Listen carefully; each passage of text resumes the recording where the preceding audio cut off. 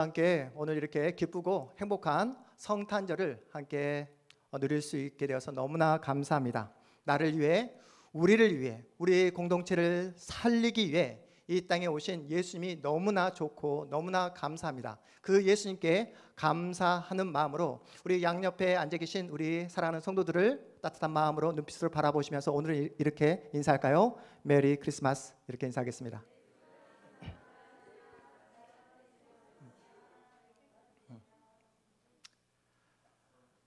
제가 이번 주 성탄절 설교를 준비하면서 어떤 말씀을 여러분과 함께 나누면 좋을까 고민하고 또 기도하다가 제 머릿속에 한 동화책이 하나 이렇게 떠오르게 되었어요. 꽃들에게 희망을 이라는 동화책, 그림책이 떠오르게 되었습니다. 여러분, 트리나 폴러스가 쓴 꽃들에게 희망을 이라는 책 읽어보셨습니까? 네, 역시 우리 세승이 너무나 감사합니다. 우리 주일학교 학생들, 우리 세승이도 읽었던 트리나 폴리스가 쓴 꽃들에게 희망을, 이 책을, 이 동화책 상당히 짧습니다. 그림책이에요. 그러니 오늘 설교 후에 집에 가시면 꼭 우리 집사님들도 한 번쯤은 이 동화책을 읽어보셨으면 좋겠습니다. 주인공은 호랑 애벌레예요. 알에서 깨어난 애벌레가 아주 행복한 시간을 보냅니다. 풀을 뜯어 먹으면서 낮잠을 실컷 자고 햇빛도 마음껏 쬐면서 하루하루 편안하게 그렇게 생활을 하게 됩니다. 그러던 어느 날 똑같은 삶이 너무나 무료한 거예요. 다람쥐 쳇바퀴 돌아가는 자신의 삶에 실증을 느끼게 됩니다. 그래서 이것 말고 뭔가 특별한 일이 있지 않을까, 내가 미처 경험하지 못한 그런 새로운 세상이 있지 않을까라는 질문을 가지고 자신의 집을 떠나게 됩니다. 자기가 살던 곳을 떠나 새로운 곳으로 이동을 하게 돼요. 길을 가는 도중에 수많은 애벌레들이 줄을 지어서 가는 것을 보게 됩니다. 줄지어 가는 애벌레들이 기둥 위로 올라가는 거예요. 그 기둥 위로 올라가려고 서로 발버둥 치는 모습을 보게 됩니다. 우리 한번 그림 한번 볼까요? 이런 모습입니다. 네. 세승아, 알겠어? 조금 이따 하이라이트야, 그 부분은. 네. 다른 이의 머리를 짓밟고 올라가고 있어요. 네, 서로 저 기둥 꼭대기에 올라가려고 발버둥 치고 있습니다. 아우성 치는 소리가 들려와요. 심지어 그 기둥에서 밀려나 떨어져 죽는 애벌레까지 목격하게 됩니다. 호랑 애벌레는 생각합니다. 저 기둥 위에는 뭔가 특별한 것이 있는 게 분명해. 어쩌면 내가 그토록 기다리고 바랬던 행복이라는 것이 그 기둥 위에, 정상 위에 있을지도 몰라 라는 마음으로 호랑 애벌레는 다른 이의 머리를 짓밟고 죽어가는 이가 있어도 아랑곳하지 않으며 계속해서 기둥 위로 올라갑니다. 올라가는 도중에 노랑 애벌레 한 마리를 만나게 돼요. 그 노랑 애벌레는 여자친구 애벌레입니다. 그 여자 애벌레의 머리를 밟고 차마 기둥 위로 올라갈 수가 없었어요. 호랑 애벌레는 기둥 위로 올라가는 것을 멈추고 그 노랑 애벌레와 함께 땅 밑으로 다시 내려와 행복한 시간을 보내게 됩니다. 그런데 여러분, 그 행복한 시간들이 얼마 가지 않는 거예요. 그 노랑 애벌레와 지냈던 그 시간들도 과거와 예전과 같지 않습니다. 노랑 애벌레와 그 관계가 더 서운해지자 과거에 올라가려고 했다가 포기해버린 이 기둥이 다시 자신의 마음 가운데 이렇게 밀려오는 거예요. 그 기둥 끝에는 뭐가 있을까? 그 정상에는 뭐가 있을까? 너무나 궁금해서 다시 그 노랑 애벌레와 헤어지고 이 기둥 위로 올라가겠다고 결심을 하게 됩니다. 그리고 호랑 애벌레는 다시 기둥을 향해 올라갑니다. 과거에 한번 올라갔던 경험이 있었기에 이제는 더 재빠르게, 더욱더 빠른 방법으로 기둥 위로 올라가게 됩니다. 훨씬 더 빠른 속도로 다른 애벌레의 머리를 짓밟고 계속해서 기둥 위로 올라가게 되는 거예요. 드디어 정상에 오르게 됩니다. 정상에 뭐가 있었을까요? 여러분, 정상에 뭐가 있을까요? 아무것도 없는 거예요. 우리 세승이가 이야기했던 것처럼 텅 비어 있습니다. 그렇게 기대하고 소망하고 정말로 목숨을 바쳐 올라갔는데 정상에 올라가 보니까 아무것도 없습니다. 그리고 정상에서 보니까 이 기둥들이 자신이 올라온 그 기둥 하나만 있는 것이 아니라, 우리 두 번째 그림 보십시오. 수많은 기둥들이 기둥에서 보니까 보이는 겁니다. 이번 성탄절 설교 제목이 여러분 어떻게 되죠? 한번 읽어볼까요? 시작. 성탄절 정말 기쁘십니까? 조금은 약간은 도발적인 제목인데요. 제가 어제 성탄절 이브날 집에서 교회로 나오는데 깜짝 놀랐습니다. 집에서 교회까지 사실은 걸어서 10분밖에 걸리지 않는 거리거든요. 그런데 이 도로에 차가 엄청 많은 거예요. 어디로 가는 차였을까요? 다 우리 교회 옆에 있는 백화점 주차장으로 들어가는 그 차량들이 줄지어 서 있는 모습을 보게 되었습니다. 그 백화점으로 들어가는 그 수많은 사람들 마음 가운데 어떤 마음으로 백화점 주차장으로 들어갔을까요? 선물 사러. 여러분 백화점 가보셨죠? 우리 집사님들 백화점 안 가지고 항상 하나로마트만 가는 거 아니죠? 네. 백화점 가면 기뻐요. 즐겁습니다. 그런데 문제는 무엇이죠? 그 기쁨이 영원하다? 영원하지 않다? 잠시 잠깐 느껴지는 기쁨이고 영원하지 않다는 것입니다. 그렇다면 여러분은 2022년 성탄절 어떤 마음으로 기다렸습니까? 오늘 성탄 예배에 어떠한 기대를 가지고 이 주일 예배에 참석하셨습니까? 오늘은 기쁜 성탄절입니다. 우리 모두가 함께 기쁘다 구주 오셨네라고 그 기쁨을 노래했습니다. 여러분 기쁘다라는 이 말에 동의하십니까? 정말로 기쁘십니까? 얼굴 표정을 보니까 전혀 기쁘지가 않은 것 같아요. 여러분 성탄절 정말 기쁘십니까? 네, 억지로 네. 여러분이 왜 기뻐하지 않은지, 왜 힘들어하는지 알 수 있어요. 삶이 녹록치 않잖아요. 여러분의 삶에 성탄절을 누릴 만큼, 성탄절을 기다릴 만큼 삶의 여유가 없지 않았습니까? 우리 아이들도 아이들대로 너무나 바빠요. 학교 끝마치고 마음 편하게 집에서 쉴 수 있습니까? 학교 끝마치면 집에 오면 곧장 학원에 가야 합니다. 남들이 다 가는 학원, 나 혼자 홀로 안 갈 수도 없는 상황이에요. 우리 청년들 어떻습니까? 지금에 있는 현재 그 현실보다 더 좋은 현실로 뛰어넘기 위해, 점프하기 위해 계속해서 스펙을 쌓고 있는 그런 상황이에요. 우리 집사님들 어떻습니까? 올 한 해도 어김없이 새벽부터 밤 늦게까지 최선을 다해 살아오셨잖아요. 문제는 열심히 살아가고 있지만 기쁘지가 않다는 겁니다.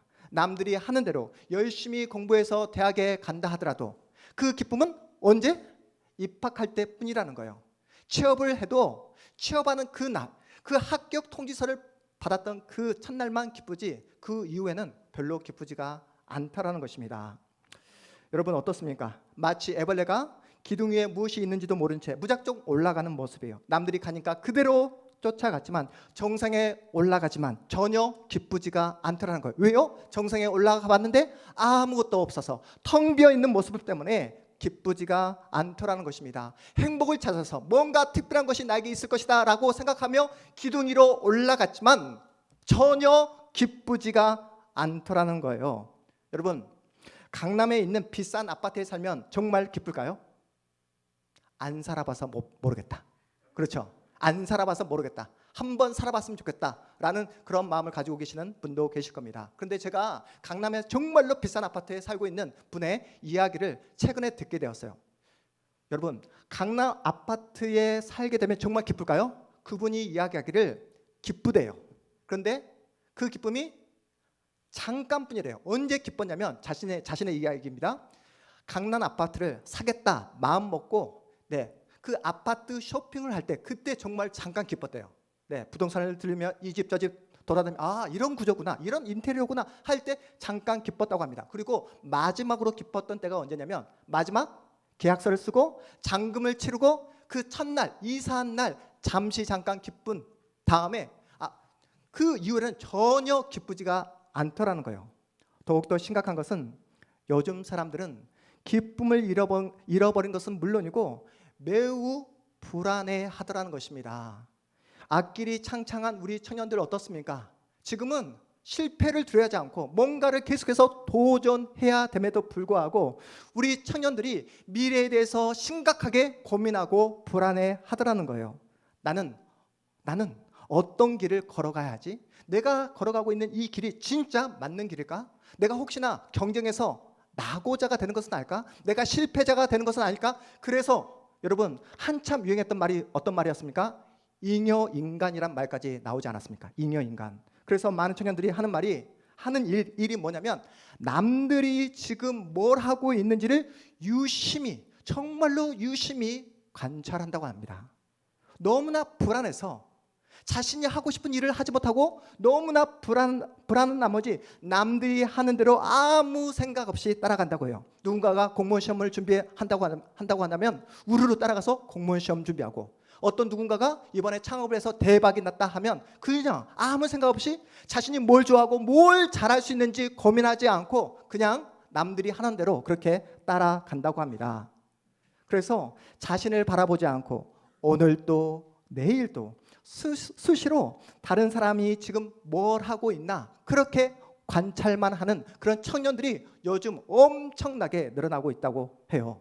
남들이 가는 길을 무작정 따라가는 모습, 오늘 우리가 함께 살펴본 그 동화 그림책에 나오는 그 애벌레의 모습과 너무나 흡사하지 않습니까? 결국 남들이 걸어가는 길을 걷다 보면 진짜 나는 사라지고 마는 거예요. 나라는 존재는 소멸되고 마는 것입니다. 남들이 하는 대로 아무 생각 없이 기둥만 바라보고 정신없이 살아가는 그 사람에게 예수님의 탄생 소식이 어떻게 기쁠 수가 있겠습니까? 아무 생각 없이 눈에 보이는 대로 세상 사람들이 살아가는 그 세상의 방식대로 살아가는 사람들에게 예수 그리스도의 탄생 소식이 어떻게 소망이 되고 기쁨의 소식이 될 수 있겠습니까? 예수님이 태어날 때 이스라엘은 너무나 처참한 상황이었습니다. 여러분이 아시는 대로 이스라엘은 나라를 잃었어요.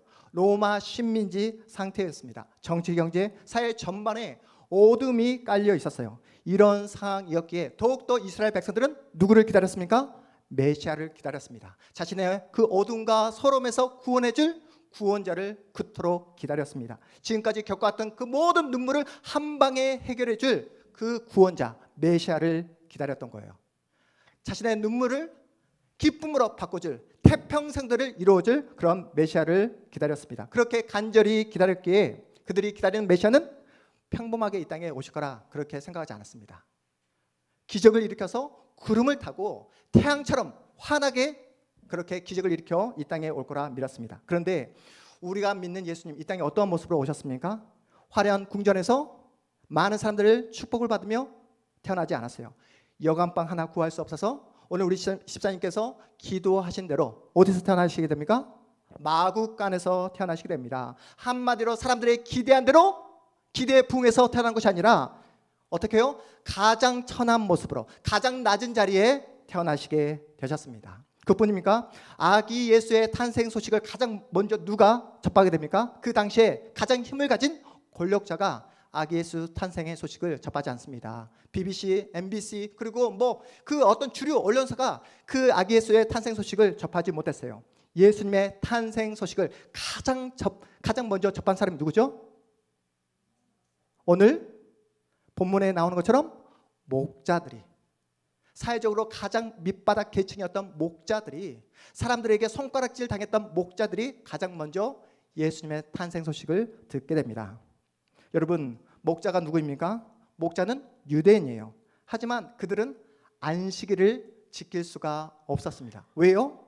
생계를 유지하기 위해서, 먹고 살기 위해서 안식일에도 양떼를 지켜야 했기 때문에 가족들의 생계를 위해서 안식일에도 양떼를 지키기 위해 안식일을 그들은 지킬 수가 없었습니다. 그래서 이 목자들 당시 사람들에게, 유대인들에게 어떠한 취급을 받았습니까? 사람 취급 받지 못했어요.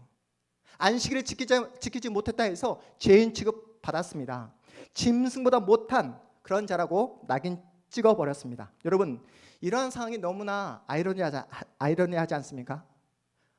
목자를 고용한 사람도 유대인입니다. 그 목자도 유대인이에요.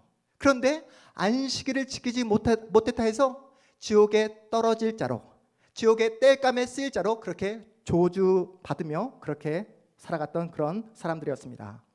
자신들의 아파트 평수를 넓혀가고 더 큰 자동차를 굴리기 위해 같은 유대인을 목자로 고용한 거예요. 그러면서 자기가 고용한 목자들 향해 손가락질하는 모습입니다. 안식일을 지키지 않았다고, 죄인이라고, 지옥의 땔감에 쓰일 그런 못난 자라고 그렇게 조주하며 그렇게 조주를 퍼부었던 당시 상황이었습니다. 그렇게 멸시받고 그렇게 사람들에게 손가락질 받으며 살았던 그 목자에게 하나님은 아기 예수의 탄생 소식을 가장 먼저 알려주십니다. 우리 본문 8절에서 11절까지 말씀 다시 한번 읽어보겠습니다. 8절에서 11절까지 말씀 시작. 그 지역에 목자들이 밤에 밖에서 자기 양떼를 지키더니 주의 사자가 곁에 서고 주의 영광이 그들을 두루 비침에 크게 무서워하는지라. 천사가 이르되 무서워하지 말라. 보라, 내가 온 백성에게 미칠 큰 기쁨의 좋은 소식을 너희에게 전하노라. 오늘 다윗의 동네에 너희를 위하여 구주가 나셨으니 곧 그리스도 주시니라. 아멘. 여러분, 우리가 믿고 있는 예수님이 누구십니까? 우리가 믿고 있는 예수님은 전능하신 하나님이세요. 하나님이신 예수께서 모든 하늘의 영광을 다 버리시고 이 땅의 가장 낮은 모습으로 가장 천한 장소에서 태어나셨습니다. 무한하신 하나님께서 제한된 한계를 지닌 우리의 인간의 모습으로 태어나셨다니까요. 여러분, 전능하신 그 신이신 하나님께서 여러분 우리의 모습과 동일한 모습으로 이 땅에 태어나셨습니다. 그것도 가장 힘없고 가장 연약한 갓난 아기 모습으로 태어나셨습니다. 여러분 이해가 되십니까? 전능하신 하나님께서 인간이 경험할 수 있는 가장 밑바닥까지 내려오셨다는 거예요. 가장 춥고 가장 냄새 나는 마구간에서 태어나셨습니다. 아기 예수가 태어나신 이 땅의 나라는 어떤 나라입니까? 죄가 왕 노릇하는 나라예요. 제한된 자원을 더 많이 차지하기 위해서 눈에 보여지는 그 돈을 더 많이 차지하기 위해 경쟁하고 싸우고 피 흘리고 속이는 나라가 바로 이 땅의 나라입니다. 인간을 인간으로 대접하지 않는 나라예요. 자신의 입속을 채우기 위해 목자들을 고용하고 그 목자들을 죽음의 사각지대로 내모는 나라가 바로 이 땅의 나라입니다. 쉽게 말해 돈이 전부인 나라라는 거예요. 돈 때문에 부모와 자녀가 싸우고 돈 때문에 한 핏줄인 형제들이 등을 돌리는 그 나라에 예수께서 태어나셨습니다. 인간다움을 모두 다 잃어버리고 상대를 속이고 자신마저 자기가 속여버리는 그 죄가 가득한 이 어두운 땅에 예수께서 태어나셨습니다. 그렇게 냉혹한 그 세상에 죄가 가득한 이 땅에 누구를 구원하기 위해? 저와 여러분을 구원하기 위해 이 땅에 우리 주 예수 그리스도께서 태어나신 줄 믿으시기 바랍니다. 그 예수는 우리에게 그 어떠한 자격도 어떠한 조건도 요구하지 않으세요. 우리에게 참된 소망과 참된 생명을 허락해 주시기 위해 이 땅에 태어나셨습니다. 본문 우리 14절 말씀 다시 한번 읽어보도록 하겠습니다. 14절입니다. 지극히 높은 곳에서는 하나님께 영광이요 땅에서는 하나님이 기뻐하신 사람들 중에 평화로다 하니라. 아멘. 이 땅에 성탄하신 예수 그리스도의 그 놀라운 그 탄생 소식이 여러분에게 참된 복된 소식, 참된 소망의 소식이 되기를 주님의 이름으로 축복합니다. 예수님이 이 땅에 오시지 않았다면 여러분 우리가 어떻게 살아가고 있었을까요? 여러분 개가 개줄에 묶여서 이렇게 이리저리 끌려다니는 모습 보셨습니까? 개가 개줄에 묶여서 자유롭게 자기가 원하는 장소로 가지 못하고 개줄에 묶여서 이리저리 끌려가는 모습 보셨냐고요. 우리가 정말로 이 땅에 예수 그리스도께서 이 땅에 오시지 않았다면 지금도 여전히 우리는 죄의 종이 되어서 개가 개줄에 묶여 이리저리 졸졸졸 끌려다녔던 것처럼 우리는 죄의 종으로 이리저리 졸졸졸 끌려다니며 지금도 죄만 생각하고 죄만 지으며 짐승처럼 살아가고 있었을 겁니다. 다시 꽃들에게 희망을 이라는 이 그림책으로 렌즈를 옮겨보겠습니다. 한편 노랑 애벌레는 자기 친구인 호랑 애벌레가 떠나게 되자 깊은 슬픔에 빠지게 돼요.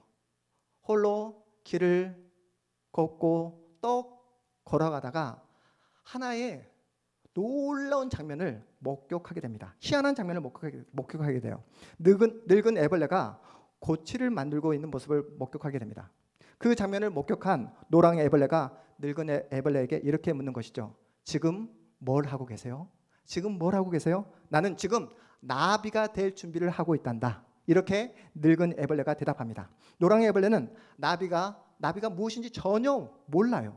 그래서 이렇게 묻습니다. 나비가 뭐죠? 나비가 무엇이죠? 늙은 애벌레는 나비에 대해 이렇게 설명을 해요. 나비가 되면 어디든지 날아갈 수 있고, 나비가 되면 꽃과 꽃들에게 꿀을 전달할 수 있고, 나비가 되면 그 세계, 아름다운 세계를 마음껏 볼 수 있는 존재가 되는 거야. 어떻게 그런 일이 가능하겠어요? 이렇게 노랑 애벌레는 의심하지만 왠지 모르게 그 늙은 애벌레의 이 말을 듣자 마음 가운데 놀라운 그 기대와 그 놀라운 어떤 기쁨이 넘쳐나는 것을 느끼게 됩니다. 노랑 애벌레도 자기도 나비가 되고 싶은 그런 마음이 생기는 거예요. 그리고 결심합니다. 그리고 스스로 고치 안으로 들어가겠다 결심하고 들어갑니다. 남자친구인 호랑 애벌레가 여러분 아까 보셨잖아요. 기둥 꼭대기에 올라갔을 때 그때 마침 그 노랑 애벌레는 노랑 나비가 되어서 그 꼭대기 그에 있는 호랑 애벌레를 바라보게 됩니다. 바로 나비가 된 그 여자친구 노랑 애벌레인데요. 처음에는 호랑 애벌레는 그 노랑 나비가 자신의 여자친구인 그 노랑 애벌레라는 사실을 전혀 몰랐어요. 그러면서 이렇게 생각합니다. 저게 정말 무엇일까? 저 날아다니는 저 물체는 무엇일까? 나는 힘들게 애써서 이 정상까지 올라왔는데 저 날아다니는 저 물체는 어떻게 하나의 어떤 힘도 들지 않고 저 정상까지 올라올 수 있단 말인가?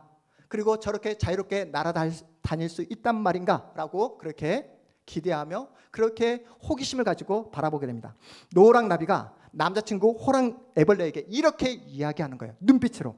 너도 나비가 될 수 있어.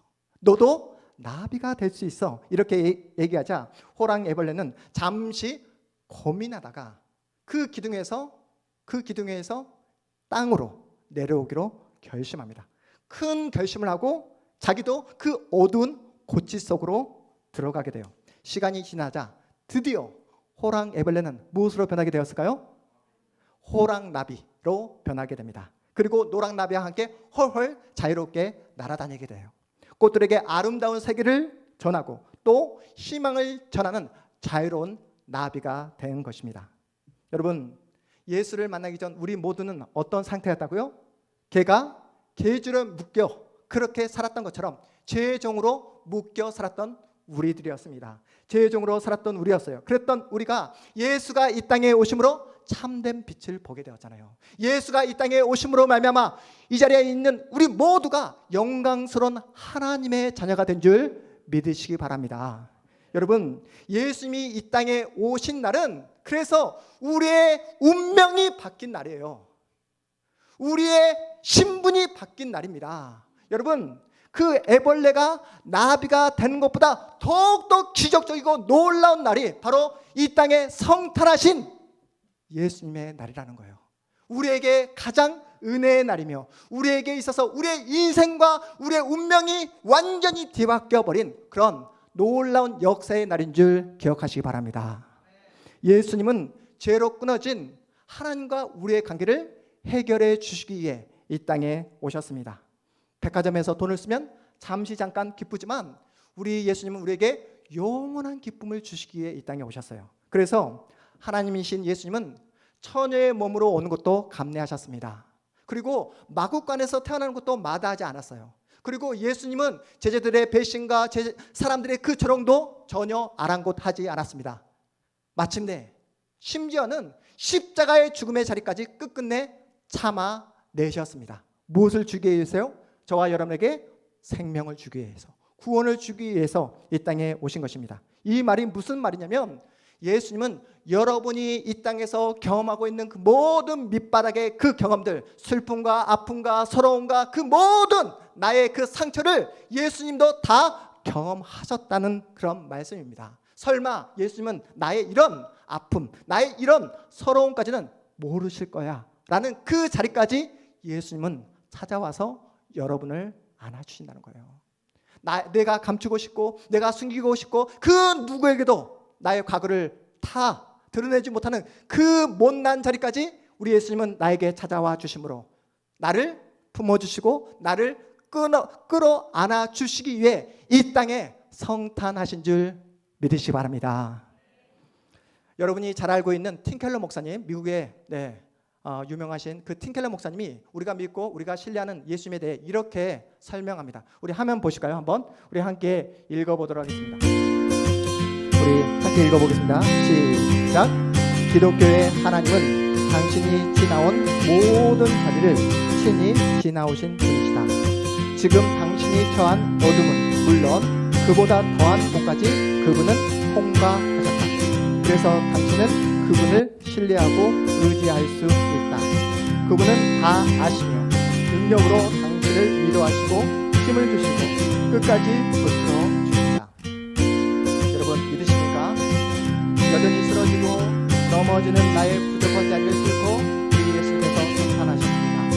여전히 다른 사람과 비교하며 또 비교의식 속에서 열등의식 속에서 허덕이고 있는 그 열등의 자리를 뚫고 우리 예수님께서 이 땅에 성탄하셨습니다.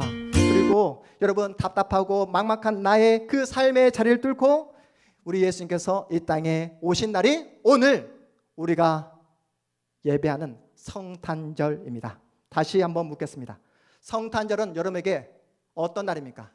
여러분에게 성탄절은 어떤 의미이십니까? 요즘 주변에서 들려오는 소식이 죄다 다 부정적인 소리밖에 들리지 않습니다. 어떻습니까? 지금 경기가 어렵다. 내년 2023년 한 해는 지금까지 겪어보지 못한 가장 힘든 한 해가 될 것이다. 지금부터 여러분 회사에서는 희망퇴직자를 받고 있다고 하더라고요. 거기다가 심지어 지금 끝나지 않는 코로나 사태가 연이어지고 있습니다. 거기다가 심지어 지금 독감까지 유행하고 있어요.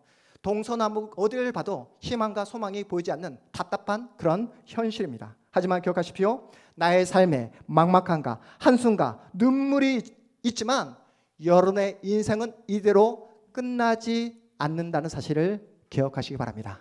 그 모든 절망을 뚫고 그 모든 어둠을 뚫고 이 땅에 우리 주 예수 그리스도께서 태어나신 줄 여러분 기억하시기 바랍니다.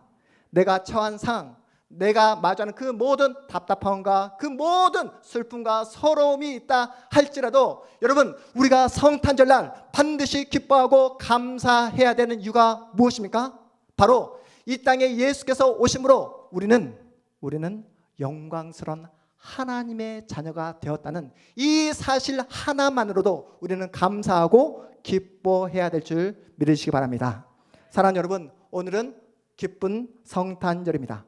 꽁꽁 얼어붙어 있었던 우리의 마음이 그리고 내일을 또한 미래를 근심하고 염려하면서 전전긍긍했던 나의 마음이 불평하고 절망했던 우리의 마음이 예수님과의 그 뜨거운 만남을 통해 여러분 마음 가운데 사랑으로 소망으로 채워지는 그런 따뜻한 성탄절 되기를 주님의 이름으로 축복합니다. 나비가 꽃들에게 소망을 전해 주었듯이 예수를 만난 예수의 사람답게 이 어두운 세상에 여러분 예수의 소망, 예수의 기쁜 소식을 증거하고 전하는 복된 예수의 사람들 다 되어주시기를 주님의 이름으로 축복합니다. 우리 모두 자리에서 일어나겠습니다.